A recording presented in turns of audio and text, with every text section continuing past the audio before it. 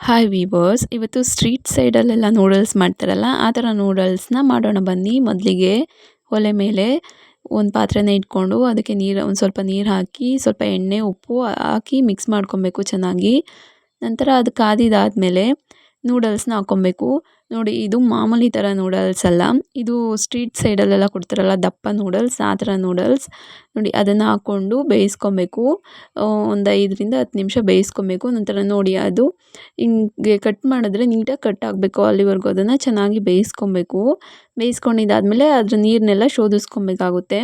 ಶೋಧಿಸ್ಕೊಂಡಿದ್ದಾದಮೇಲೆ ಒಲೆನ ಹಚ್ಕೊಂಡು ಒಂದು ಬಾಣಲಿನ ಇಟ್ಕೊಂಡು ಅದಕ್ಕೆ ಒಂದು ಸ್ವಲ್ಪ ಎಣ್ಣೆನ ಹಾಕ್ಕೊಬೇಕಾಗುತ್ತೆ. ಎಣ್ಣೆನ ಹಾಕ್ಕೊಂಡು ಚಿಕ್ಕದಾಗಿ ಕಟ್ ಮಾಡ್ಕೊಂಡಿರೋಂಥ ಈರುಳ್ಳಿ ಅದನ್ನು ಕೂಡ ಏನು ಮಾಡಬೇಕು, ಫ್ರೈ ಮಾಡಬೇಕಾಗುತ್ತೆ ಟ್ರಾನ್ಸ್ಪರೆಂಟ್ ಆಗೋವರೆಗೂ.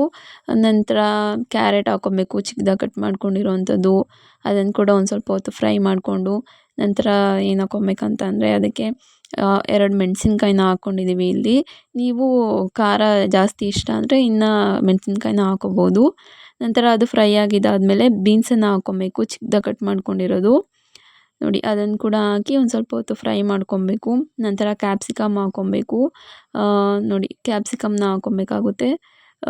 ಕ್ಯಾಪ್ಸಿಕಮ್ನ ಕೂಡ ಹಾಕ್ಕೊಂಡು ಚೆನ್ನಾಗಿ ಫ್ರೈ ಮಾಡ್ಕೊಬೇಕಾಗುತ್ತೆ.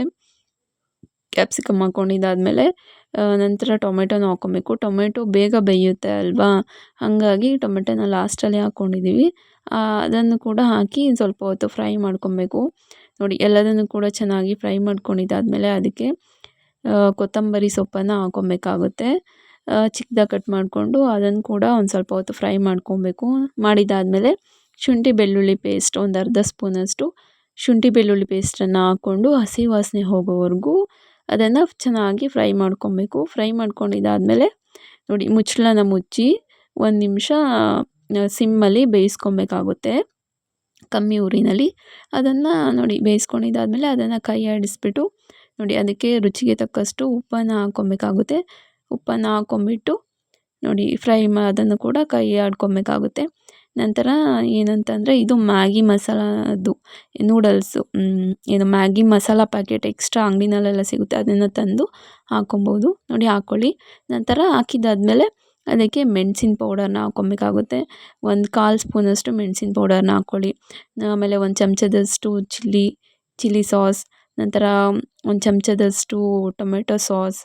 ನಂತರ ನೋಡಿ, ಟೊಮೆಟೊ ಸಾಸನ್ನು ಹಾಕ್ಕೊಂಡಿದ್ದಾದಮೇಲೆ ಅದನ್ನೆಲ್ಲ ಚೆನ್ನಾಗಿ ಮಿಕ್ಸ್ ಮಾಡ್ಕೊಬೇಕು. ಅದನ್ನೆಲ್ಲ ಚೆನ್ನಾಗಿ ಮಿಕ್ಸ್ ಮಾಡ್ಕೊಂಡಿದ್ದಾದಮೇಲೆ ಆವಾಗಲೇ ಏನು ಬೇಯಿಸ್ಕೊಂಡಿದ್ವಲ್ಲ ನೂಡಲ್ಸ್, ಅದನ್ನೆಲ್ಲ ಹಾಕ್ಬಿಟ್ಟು ನೋಡಿ ಹಾಕಿ ಅದನ್ನು ಚೆನ್ನಾಗಿ ಮಿಕ್ಸ್ ಮಾಡ್ಕೊಬೇಕು. ಅದನ್ನು ನೀಟಾಗಿ ಮಿಕ್ಸ್ ಮಾಡ್ಕೊಬೇಕಾಗುತ್ತೆ, ಎಲ್ಲ ಚೆನ್ನಾಗಿ ಹೊಂದ್ಕೊಳ್ಳೋ ಹಾಗೆ. ನಂತರ ಅದಕ್ಕೆ ಸೋಯಾ ಸಾಸನ್ನು ಹಾಕ್ಕೊಬೇಕಾಗುತ್ತೆ. ಅದನ್ನು ಕೂಡ ಚೆನ್ನಾಗಿ ಮಿಕ್ಸ್ ಮಾಡ್ಕೊಂಬಿಟ್ಟು ನೀಟಾಗಿ ಅದನ್ನು ಒಂದು ಸ್ವಲ್ಪ ಹೊತ್ತು ಬೇಯೋದಕ್ಕೆ ಬಿಡಬೇಕಾಗುತ್ತೆ. ನೋಡಿ, ಹೀಗೆ ಆಗೋವರೆಗೂ ಅದನ್ನು ಚೆನ್ನಾಗಿ ಮಿಕ್ಸ್ ಮಾಡ್ಕೊಬೇಕು. ಹೀಗೆ ನಮ್ಮ ಸ್ಟ್ರೀಟ್ ಸ್ಟೈಲ್ನಲ್ಲಿ ಮಾಡುವಂತಹ ನೂಡಲ್ಸ್ ರೆಡಿಯಾಗಿರುತ್ತೆ. ಓಕೆ ಫ್ರೆಂಡ್ಸ್, ಪ್ಲೀಸ್ ಲೈಕ್ ಮಾಡಿ, ಶೇರ್ ಮಾಡಿ, ಹಾಗೆ ಸಬ್ಸ್ಕ್ರೈಬ್ ಮಾಡಿ. Thank you.